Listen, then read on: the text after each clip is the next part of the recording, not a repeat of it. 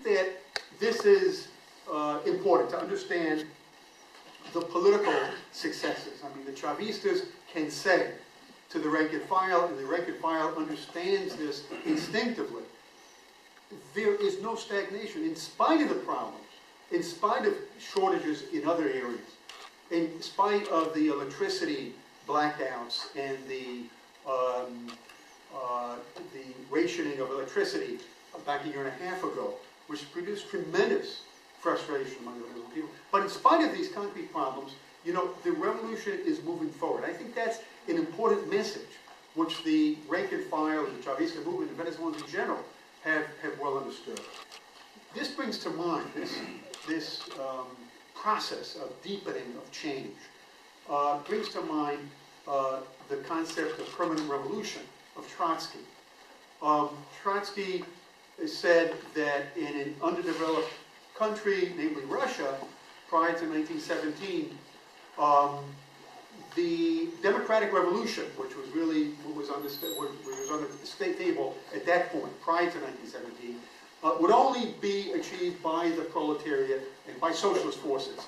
But that proletariat, and the party of the proletariat, wouldn't stop at that. They would move the process forward into a socialist revolution.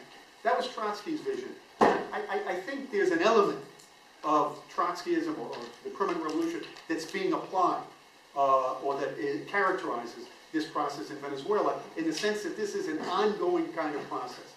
But I don't think that it fits the Trotskyist scheme because the Trotskyists, the followers of this concept of permanent revolution, say no compromise, no concessions, socialism has to be in the agenda and we have to move more or less quickly in that direction. No fallback strategy, and I don't think that has been the case. For instance, even though Chavez does not negotiate with the equivalent of our Chamber of Commerce, which is called Fede Commerce in Venezuela, nevertheless, Chavez has met with the business sector and has attempted to win over sectors of the business sector to participating in the goals that have been set in terms of increasing production and eliminating the problem of scarcity. No alliance with that sector. That was what Luis Michelena proposed prior to 2002. Michelena was Chavez's right-hand man, and he went over to the so-called counter-revolution in 2002. But that was what he proposed for the Chavista movement. That has been discarded, a formal, strategic type of alliance with the business sector. Nevertheless, there are negotiations. There is an attempt to rein in the business sector. So, in that sense, there is a differentiation between what the Chavista leadership is adopting and the proposals of the more radical Trotskyist elements that are a fairly important force, at least in the labor movement in Venezuela. I'm going to compensate for Davido's short presentation because I'm almost up, but I'll summarize with these words. And that is that I think that this demonstrates, it's interesting that this process is different from the Russia of 1917 and what the revolutionaries Lenin, Trotsky, and what Marx were emphasizing, which was objective change, material change. They stated that the only way that the so-called underdeveloped countries of those days, namely Russia and China later on, the only way those countries could really embrace socialism was with a big working class. And so industrialization was really the key. In other words, a transformation of objective conditions, material conditions. In Venezuela, the emphasis is not on that. The emphasis is on what you might call subjective conditions, namely the incorporation of previously unincorporated sectors of the economy. The working class to a certain extent, but they are incorporated. They have a labor leadership. They have the protection of labor legislation. But the informal sectors of the economy, those workers who work in the formal economy for companies that have less than 10 workers and historically have not been protected by legislation in some cases. They don't have a union leadership. They don't have a collective contract. Those are the unincorporated sectors, the rural workforce. And that is the emphasis of these social programs.